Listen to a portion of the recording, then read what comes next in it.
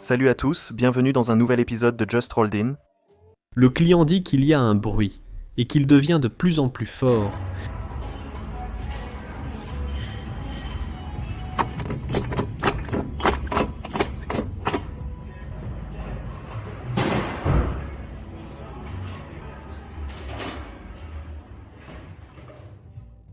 Le client trouve son échappement bruyant et me demande de vérifier s'il faut le réparer.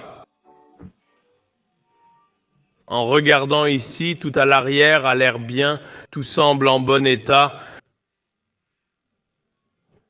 Il manque quelque chose ici.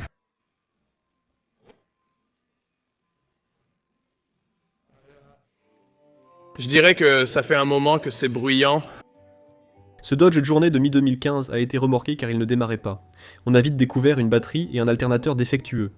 Le client a demandé uniquement le remplacement de l'alternateur et de la batterie, refusant les autres réparations, même un amortisseur très usé.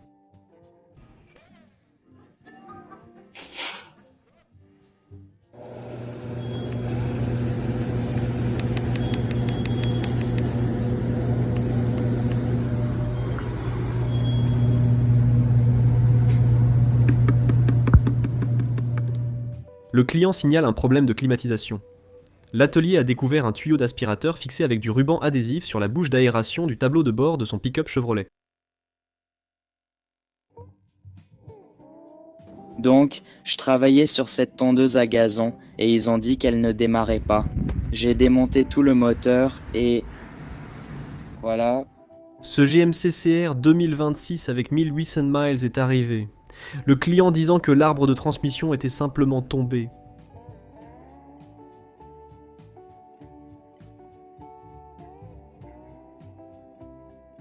Le client indique que le véhicule vibre en roulant. Il demande si je peux les démonter et les rééquilibrer. Je pense qu'on a trouvé le problème. Ce Ford Explorer 2026 avec 343 miles au compteur est arrivé et le client a indiqué que la porte conducteur ne fonctionnait pas correctement. C'est ce que le technicien a découvert en arrivant.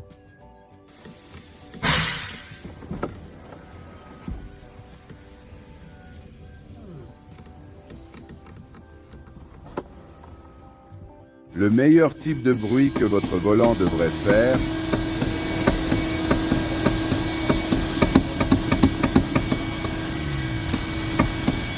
c'est à peu près ça. Le client déclare « Le moteur s'est arrêté sur l'autoroute. Voici ce que le technicien a trouvé. » Le piston était couché sur le côté. Oh mon Dieu. Seul un mécanicien qui travaille sur des camions verra ce qui ne va pas ici.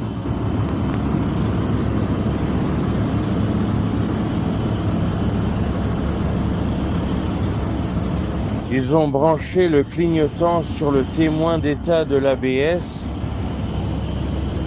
Et on dirait que c'est sur le camion parce que ça fait tout ça ici aussi. Le client indique que le véhicule s'est arrêté en marche. L'atelier a d'abord remplacé la batterie suspectée défaillante, mais lors de la vidange, le technicien a découvert des copeaux de métal sur son gant. Quelques litres ont été vidangés dans un seau, et l'huile était pleine de métal. Le filtre était aussi rempli de débris métalliques. Quand le moteur a redémarré, le bruit a confirmé le diagnostic. Une bielle coulée. L'atelier appelle ça une vidange de 12 000 miles.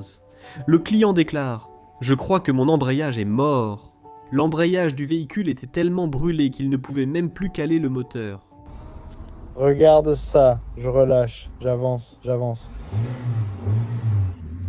À 4000 tours par minute en mode manuel automatique, regarde, j'appuie complètement sur les freins. Je monte à 4000 tours, j'y vais. C'est une boîte auto-manuelle, poteau. Je n'ai jamais vu ça avant. C'est la modification la plus folle que j'ai jamais vue. Je n'ai même pas besoin de contrôler l'embrayage. L'atelier a été obligé d'installer cette pièce reconditionnée, après qu'un client a refusé une pièce d'origine. Elle fuyait du liquide dans les deux soufflets, directement sorti de la boîte.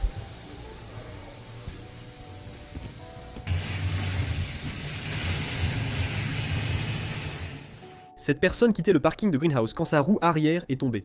Après avoir parlé avec elle, le mécanicien a appris que la femme avait fait faire des travaux de frein, environ un mois auparavant. Les freins sont très propres, et tous les écrous de roue présents sauf un écrou et son goujon resté dans le pneu.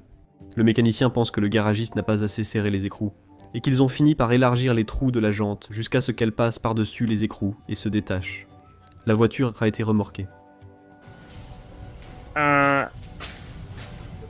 2, cassé.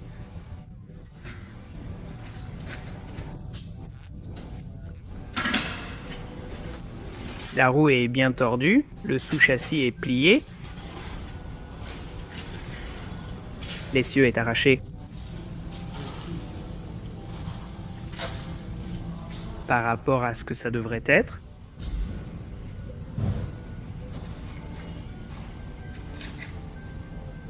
Parfait. Cette livraison d'huile vient d'arriver à l'atelier. Un client a échangé sa voiture car la transmission intégrale était défectueuse. C'est fou.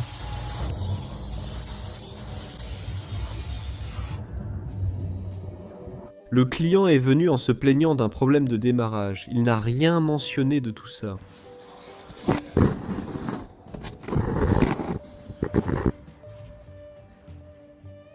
Cet atelier faisait les freins, et un joint de roue sur un camion plateau et l'a garé trop près du mur.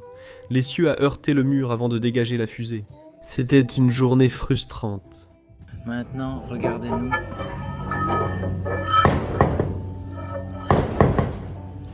Merde.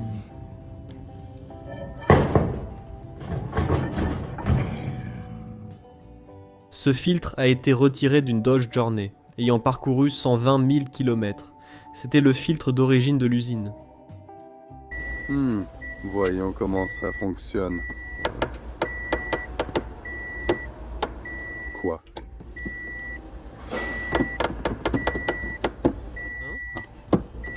Ce Ford Police Interceptor 2021 est arrivé avec car le client signalait que le voyant d'antipatinage était allumé et un code pour un capteur de vitesse à l'essieu avant.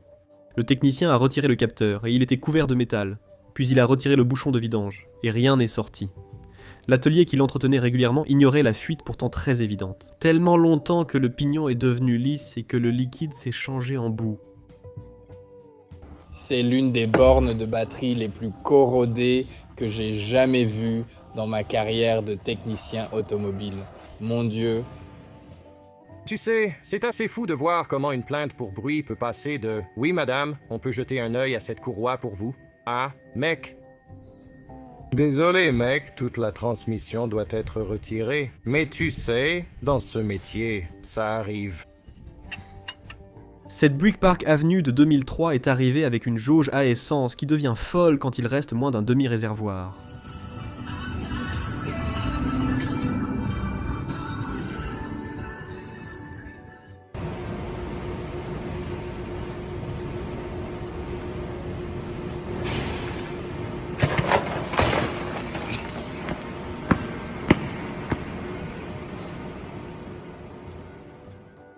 Vous pouvez soumettre vos propres vidéos sur justrolledinit.com. J'espère que la vidéo vous a plu, laissez un like ou abonnez-vous si ce n'est pas déjà fait. Merci d'avoir regardé.